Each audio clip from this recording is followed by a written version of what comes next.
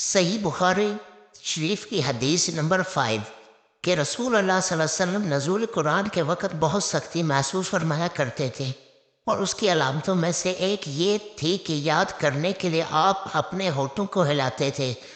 ابن عباس رضی اللہ عنہ نے کہا، میں اپنے ہونٹ ہلاتا ہوں جس طرح آپ ہلاتے تھے۔ سید کہتے ہیں، میں بھی اپنے ہونٹ ہلاتا ہوں جس طرح ابن عباس رضی اللہ عنہ کو میں نے ہلاتے دیکھا۔ پھر انہوں نے اپنے ہونٹ ہلائے۔ ابن عباس رضی اللہ عنہ نے کہا، پھر یہ آیت اتری کہ محمد قرآن کو جلد جلد یاد کرنے کے لیے اپنی زبان نہ ہلاؤ، اس کا جمع کر دینا اور پڑھا دینا ہمارا ذمہ داری ہے۔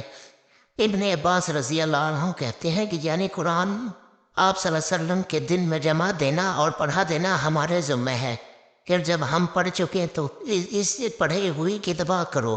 ابن عباس رضی اللہ عنہ فرماتے کہ اس کا مطلب یہ ہے کہ آپ اس کو خاموشی کے ساتھ سنتے رہو، اس کے بعد مطلب سمجھاتے نا ہمارے ذمہ ہے۔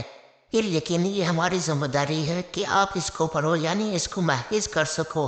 چنانچہ اس کے بعد جب آپ کے پاس جبرائیل علیہ السلام وہی لے کر آتے تو آپ توجہ سے سنتے، جب وہ چلے جاتے تو رسول اللہ صلی اللہ علیہ وسلم اس وحی کو اسی طرح پڑھتے جس طرح جبرائیل علیہ السلام نے اسے پڑھایا تھا۔